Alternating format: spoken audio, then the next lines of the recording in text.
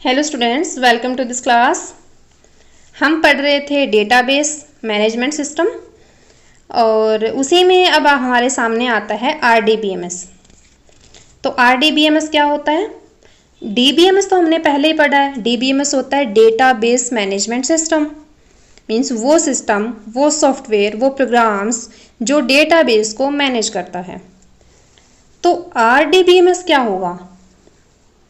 Are और लग गया इसके सामने, डीबीएमएस तो पहले से ही है, आर लग गया तो ये बन गया आरडीबीएमएस। तो आरडीबीएमएस की फुल फॉर्म होती है relational database management system. Relational database management system. तो इसमें जो डेटा होगा वो रिलेशन में स्टोर किया जाएगा, और रिलेशंस मतलब टेबल है ना, रिलेशन मतलब टेबल।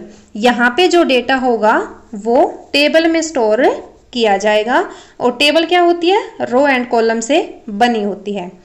तो आरडीबीएमएस क्या होता है? रिलेशनल डेटा मैनेजमेंट सिस्टम, जिसमें डेटा को टेबल में स्टोर किया जाता है,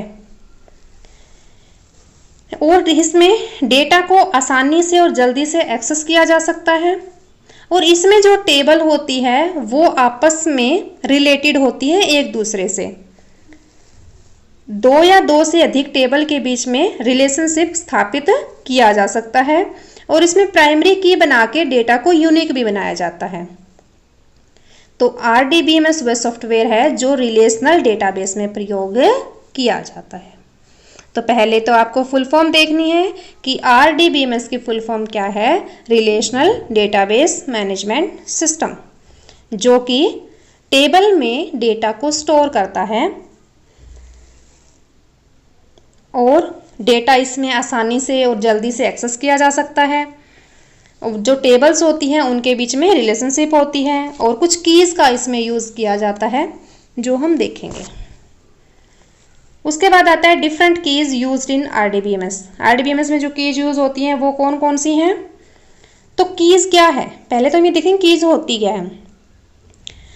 वो एट्रीब्यूट या फिर सेट ऑफ एट्रीब्यूट, मीन्स या तो एक एट्रीब्यूट से की बन जाएगी या फिर कई एट्रीब्यूट को मिला के की बनेगी। एट्रीब्यूट क्या थे? जो हमारे सामने जो टेबल थी उसमें ये जो फील्ड्स थी, जो कॉलम थे, वही क्या थे? एट्रीब्यूट, जो कि एंटिटी की करेक्टरिस्टिक्स होते हैं, एंटिटी की विशेषताएं बताते हैं, एंटिटी को डिस्क्राइब करते हैं। तो वो या तो एक एट्रीब्यूट होगा या फिर सेट ऑफ एट्रीब्यूट। उनको की कहा जाता है, जिसकी वैल्यू को यूज करके, मतलब उस एट्रीब्यूट की वैल्यू को यूज करके हम किसी रो को ढूंढ सकते हैं। किसी एट्रीब्यूट की एक वैल्यू को यूज करके एक हम रो में जो डेटा है उसको ढूंढ सकते हैं।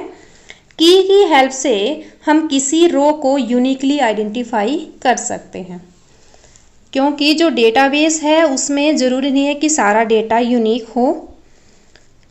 कई जगह डेटा जो है वो एक जैसा हो सकता है, तो कुछ कीज़ बनाई जाती हैं ताकि उनको यूनिकली आइडेंटिफाई किया जा सके। तो सबसे पहले आती है सुपर की, फिर आती है प्राइमरी की, देन कैंडिडेट की, अल्टरनेट की, कंपोजिट की और फॉरेन की।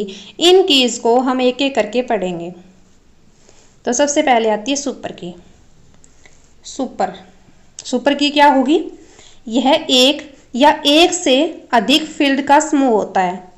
यहाँ पे अधिक लगा लेना। यह एक या फिर एक से अधिक फील्ड का समूह होता है जो प्रत्येक रो की अलग से पहचान करवाता है। हर टेबल में एक सुपर की होनी चाहिए, और वो एक सुपर की क्या होगी? सब फील्ड का समूह। मतलब एक टेबल में एटलीस्ट वन सुपर की तो होनी ही चाहिए, और वो सुपर की जो एटलीस्ट वन जो बनेगी, कम से कम एक सुपर की जो बनेगी वो किससे बनेगी? सारे एट्रीब्यूट्स को मिला के एक सुपर की बनती है हर टेबल में। तो सुपर की क्या होगी? सुपर की या तो एक एट्रीब्यूट से बनेगी या फिर कई एट्रीब्यूट से बनेगी, जो किसी रो को, मतलब जो टेबल में जो रोज हैं उनको यूनिकली आइडेंटिफाई करेगी। उसके बाद हमने दो टेबल बनाई है यहाँ पे।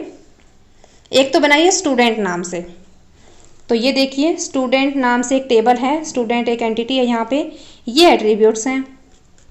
क्या क्या एट्रीब्यूट्स हैं? एसआरएन ले लिया हमने, स्टूडेंट का रोल नंबर ले लिया, नेम ले लिया, क्लास ले ली और उसका स्कूल कोड ले लिया।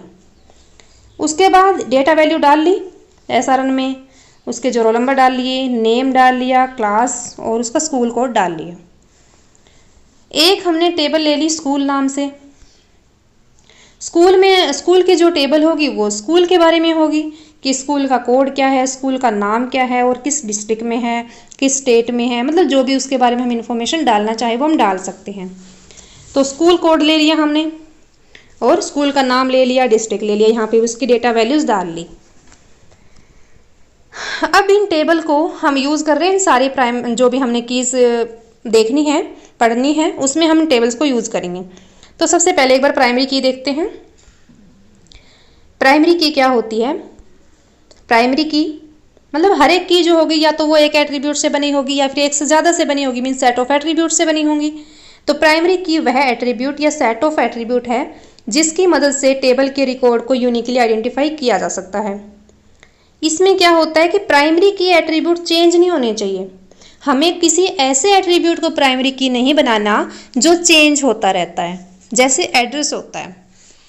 एड्रेस जो है वो बंदे का चेंज होता रहता है, तो डेटाबेस में ऐसे एट्रीब्यूट को प्राइमरी की नहीं बनाना जो चेंज होता रहता है। सेकंड है कि प्राइमरी की में नल वैल्यू नहीं हो सकती।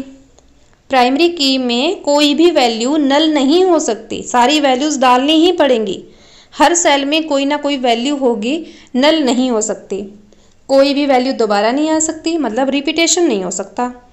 प्राइमरी की उसी एट्रीब्यूट को बनाया जाएगा जिसमें जो वैल्यू चेंज ना हो, जहाँ पे एक तो दूसरा उसमें नल वैल्यू नहीं होनी चाहिए, हर किसी में वैल्यू एंटर्ड होनी चाहिए, और तीसरा किसी भी वैल्यू में रिपीटेशन नहीं होना चाहिए, सारी वैल्यू यूनिक होनी चाहिए।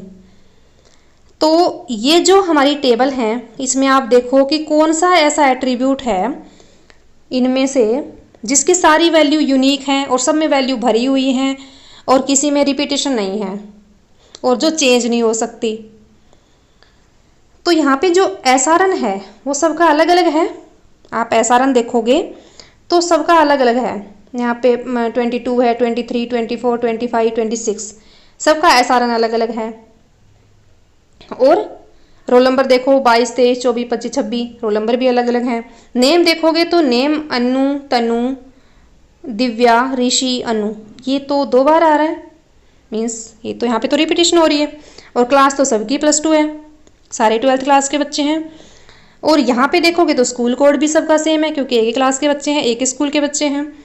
तो ये वाले जो तीनों फील्ड हैं यहाँ पे रिपीटेशन हो रही है, वही डेटा बार बार यूज हो रहा है, तो ये तो प्राइमरी की नहीं बन सकते। अब बच्चे ये दोनों वाले, तो इसमें से भी हम क्या कर सकते हैं, प्राइमरी की जो है वो हमेशा एक होती है एक टेबल में। तो यहाँ पे हमने प्राइमरी की बना दिया SRN को। ओके, यहाँ पे प्राइमरी की बना दिया SRN को, इसलिए हमने लिखा कि स्टूडेंट टेबल में SRN प्राइमरी की है। और जो दूसरी टेबल देखोगे आप स्कूल वाली, तो उसमें स्कूल का कोड है, स्कूल का नाम है और डिस्ट्रिक्ट है ना। तो इसमें देखो स्कूल का कोड तो सबका अलग अलग है और फिर नाम भी अलग अलग है सबका, लेकिन डिस्ट्रिक्ट में रिपीटेशन है। हिसार जो है वो 3 बार आया हुआ है। तो प्राइमरी की तो हमें एक ही चूज करनी है, तो यहाँ पे हम प्राइमरी की बनाएंगे स्कूल कोड को, है ना। यहाँ पे प्राइमरी की बनाया स्कूल कोड को, तो फिर क्या हुआ कि स्टूडेंट टेबल में तो प्राइमरी की है SRN और स्कूल टेबल में क्या है, स्कूल कोड जो है वो प्राइमरी की है। समझ आ गया होगा, है ना। आप इसको अच्छे से करके देखना, फिर अच्छे से समझ में आ जाएगा। जिसमें रिपीटेशन नहीं है, नल वैल्यू नहीं है, जो चेंज नहीं हो सकती आसानी से, एड्रेस वगैरह चेंज होते रहते हैं, तो हमें ऐसे एट्रीब्यूट को प्राइमरी की बनाना है। तो ऊपर वाली टेबल में हमने SRN को प्राइमरी की बनाया है और नीचे वाली स्कूल टेबल में हमने स्कूल कोड को SRN प्राइमरी की बनाया, सॉरी। उसके बाद आता है कैंडिडेट की। तो कैंडिडेट की यहाँ पे डेफिनेशन तो वही है, बस ये है कि कैंडिडेट की तो बहुत सारी होती है हमारी टेबल में, लेकिन प्राइमरी की हम किसी एक को चूज करते हैं। तो इसकी डेफिनेशन देख लेते हैं। वह एट्रीब्यूट या सेट ऑफ एट्रीब्यूट जो रिकॉर्ड को यूनिकली आइडेंटिफाई करते हैं कैंडिडेट की कहलाते हैं। एक एट्रीब्यूट या फिर नंबर ऑफ एट्रीब्यूट जो रिकॉर्ड को यूनिकली आइडेंटिफाई करें, यूनिकली उनको पहचाने, उसको क्या बोलते हैं, कैंडिडेट की। और एक टेबल में कई कैंडिडेट की हो सकती हैं। तो यहाँ पे देखो कैंडिडेट की कौन कौन सी हैं। जो यूनिक है, जिसमें रिपीटेशन नहीं है, वो कैंडिडेट की है। एसआरएन कैंडिडेट की है, रोल नंबर भी कैंडिडेट की है क्योंकि कहीं पे भी रिपीटेशन नहीं है।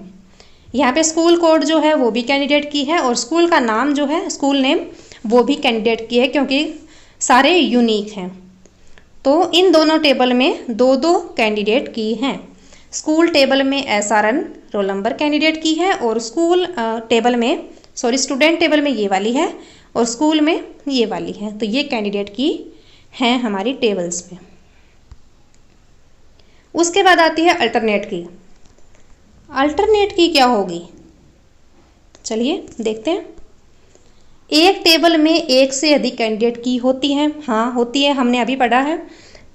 उनमें से एक को प्राइमरी की के रूप में प्रयोग किया जाता है। हाँ, ये बात भी सही है कि हम जो है वो एक टेबल में एक ही प्राइमरी की बनाते हैं।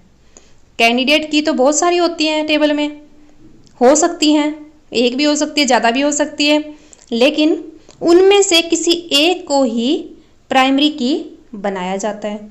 अब जो बाकी बच गई वो क्या होंगे, अल्टरनेट की, है ना। कैंडिडेट की बहुत सारी हैं, उनमें से एक को प्राइमरी की बना दिया, बाकी जो बच गई उनको क्या बोला गया, अल्टरनेट की। और अल्टरनेट की को सेकेंडरी की भी कहा जाता है। ओके, तो देखते हैं ऊपर वाली जो हमारे पास टेबल है स्टूडेंट नाम वाली, इसमें ये वाली भी कैंडिडेट की है और ये वाली में हमने इसको प्राइमरी की बना दिया, ये बच गई, तो ये क्या बन गई, अल्टरनेट की। मीन्स वो कैंडिडेट की जो प्राइमरी की ना बन के बच गई है उसको क्या बोला गया, अल्टरनेट की। एक तो प्राइमरी की होना जरूरी है ना, एक तो प्राइमरी की बनी जाएगी, बाकी जो बचेगी वो क्या होंगी, अल्टरनेट की। इस टेबल की बात करें तो इसको, ये दोनों हमारे पास कैंडिडेट की हैं, इसमें से इसको हमने प्राइमरी की के लिए चूज कर लिया। अब ये जो बाकी बची है ये कौन सी होगी, अल्टरनेट की। ओके, अल्टरनेट की क्या होगी, वो की जो कैंडिडेट की है लेकिन वो प्राइमरी की नहीं है। प्राइमरी की चूज करने के बाद जो बाकी बची हैं वो क्या होंगी, अल्टरनेट की होंगी। अब आता है कंपोजिट की, और कंपोजिट क्या होता है, मिला देना, मिला के कुछ बनाना, वो कंपोजिट होता है। तो जब डेटाबेस के टेबल में एक से अधिक फील्ड को मिलाकर प्राइमरी की तरह प्रयोग किया जाता है तो उनको कंपोजिट की कहा जाता है। ओके, जब एक फील्ड से काम ना चले, मतलब यहाँ पे तो देखो हमारे पास ये वाली यूनिक थे इसलिए हमें इनको मिलाने की ज़रूरत नहीं पड़ी, लेकिन अगर ये यूनिक ना होते तो हमें क्या करना पड़ता, हमें कई जो फील्ड थी उनको मिलाना पड़ता, ऐसे मिलाना पड़ता हमें। तो उस टाइम जो की बनती उसको क्या बोलते, कंपोजिट की। अब जो लास्ट आता है वो है फॉरेन की। अब फॉरेन की क्या होगा, जैसा नाम है ना वैसा इसका काम है। फॉरेन की क्या होगी, एक टेबल की प्राइमरी की होगी और वो दूसरे की फॉरेन की होगी, है ना। जब एक टेबल की प्राइमरी की किसी दूसरी टेबल में डाल दी जाती है तो वह की दूसरी टेबल के लिए फॉरेन की बन जाती है। पहली टेबल में वो की है एज ए प्राइमरी की और दूसरी टेबल में उसको डाल दिया गया तो वहाँ पे वो काम करेगी फॉरेन की का। और फॉरेन की का यूज़ क्यों किया जाता है, टेबल के बीच रिलेशनशिप बनाने के लिए किया जाता है। टेबल को एक दूसरे से लिंक करने के लिए फॉरेन की का प्रयोग किया जाता है। तो यहाँ पे जो दो टेबल बना रखी है, जो मैंने ऊपर बनाई थी वही टेबल मैंने यहाँ पे बना रखी है। देखिए इसमें यहाँ पे जो दोनों टेबल हैं उसमें आप देखोगे कि इसके प्राइमरी की क्या है, एसआरएन बनाई हमने प्राइमरी की, इसकी प्राइमरी की बनाई हमने स्कूल कोड। तो अगर हम इस प्राइमरी की को ऊपर वाले टेबल में डाल दें तो ये क्या बन जाएगी, यहाँ पे फॉरेन की। मतलब जब एक टेबल की प्राइमरी की दूसरी टेबल में डाल दी जाती है तो वो काम करती है उस टेबल में फॉरेन की का। तो स्कूल कोड यहाँ पे तो काम कर रहा है प्राइमरी की का, और यहाँ पे किसका काम करेगा, फॉरेन की का। तो आप देखो यहाँ पे ये प्राइमरी की है, यहाँ पे कोई रिपीटेशन नहीं है। 1101, 1102, 1103, 1104 ऐसा इसका डेटा है, मीन्स यूनिक है सारा, कहीं कोई रिपीटेशन नहीं है, कहीं कोई नल वैल्यू नहीं है। तो यहाँ पे तो क्या है, ये प्राइमरी की, लेकिन यहाँ पे जो इसका डेटा है वो सारा सेम ही है, जरूरी नहीं है सेम हो, लेकिन यूनिक नहीं है। मतलब यहाँ पे तो ये प्राइमरी की का काम कर रही है, बट यहाँ पे किसका काम कर रही है, फॉरेन की का। जब एक प्राइमरी की को दूसरे टेबल में डाल दिया जाए तो वो किसका काम करेगी, फॉरेन की का। इसमें लिखा हुआ है कि यहाँ पर स्कूल टेबल में स्कूल कोड प्राइमरी की है, लेकिन स्टूडेंट टेबल में इसे फॉरेन की के रूप में प्रयोग किया गया है। तो हमारी जो कीज़ हैं वो हमने पढ़ ली हैं सारी। कौन कौन सी थी, सुपर की, प्राइमरी की जो एक ही होती है एक टेबल में, कैंडिडेट की जो एक से ज़्यादा हो सकती है, अल्टरनेट की जो कैंडिडेट की में जो प्राइमरी की चूज होने के बाद बाकी बच गई वो अल्टरनेट की, कंपोजिट की जब कई फील्ड को मिला के की बनाई जाए, फॉरेन की वो होती है जो एक टेबल में तो प्राइमरी की का काम करती है, लेकिन दूसरी टेबल में वो अगर डाल दी जाए तो वो फॉरेन की का काम वहाँ पे करती है। तो आज के लिए बस इतना ही, मिलते हैं नेक्स्ट लेक्चर में नेक्स्ट टॉपिक के साथ। तब तक अच्छे से इसको पढ़ लो। अगर पीछे वाला लेक्चर नहीं देखा है अभी तक तो वो वाला पहले पढ़ो और उसके बाद आपको ये वाला पढ़ना है।